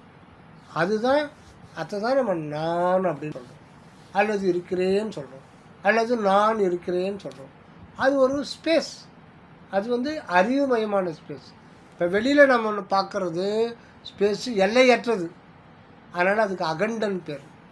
நமக்குள்ள ஒரு ஸ்பேஸ் இருக்குது, இதுவும் எல்லையற்றது தான். ஆனால் இது வெளிக்கிற ஸ்பேஸுக்கு ஜடம், அதுக்கு அறிவு கிடையாது. இந்த வெட்ட வெளிக்கு அறிவு இருக்கா? அறிவு இருக்கா? நமக்குள்ளே இருக்க வெட்ட வெளி இருக்குது, அதுக்கு அறிவுமயமான வெட்ட வெளி. அது அணுத்துவமானது, சிறியதினும் சிறியது. குண்டூசி நுனியில் 1,00,000 குண்டூசி நுனி இருக்க, அது இடம் எவ்வளோ இடம் இருக்கும்? அந்த இடத்துல 1,00,000 ஒரு பாகம்தான் அந்த. இது ஒரு உதாரணம். அது கூட அது ஒரு அறிவுமயமான ஒரு வெளி தான் நாம் என்ற உணரணும். அறிவுமயமான ஒரு உணர்வு, அறிவுமயமான வெளி. அது அங்கு தான் நாம் இருக்கிறேன்ற ஒரு தன்மையில் நாம் இருந்து கொண்டே இருக்கிறோம். இப்போது அந்த இதை வந்து அந்த ஒரு அனுபவத்தை, இருக்கின்ற அனுபவத்தை, அந்த தீபச்சுடர் இருக்கு இல்லையா, அந்த தீபச்சுடர் வடிவில் கூட நிப்பாட்டணும். இப்போ இமேஜும் ஃபஸ்ட்டு தீபச்சுடர்ன்றது இமேஜ், இது அனுபவம். இருத்தல்ன்றது உன்னுடைய சொந்த அனுபவம், அதை உள்நோக்கி பார்த்தா தெரியும். அதையும் மிக்ஸ் பண்ணி அந்த தீபச்சுடர் தான் நான் நான் நான் வழிபட்டிருக்கு. ஆனால் அது நான் கிடையாது. ஏன்னா அது என்னுடைய சுதந்திரத்தால் நான் இருக்கவில்லை. இருக்கிறேன்றது நான் என்ற ஒரு வண்ணத்தில், இயற்கையில், அது பிரபஞ்சத்தினுடைய ஒரு அறிவு சக்தி. அது அறிவுமயமான ஒரு ஞான சக்தின்னு சொல்லலாம். அது மெர்ஜ் பண்ணுறது, அதுக்குள்ளே தான் இறைவன் தானாக இருக்கிறார். இதெல்லாம் அனுபவத்தில் தான் கொஞ்சம் கொஞ்சமாக வரணும். இதோட நிப்பாட்டிக்கிறார். அற்பெரும் ஜோதி, அற்பெரும் ஜோதி, தனிப்பெரும் கருணை, அற்பெரும் ஜோதி.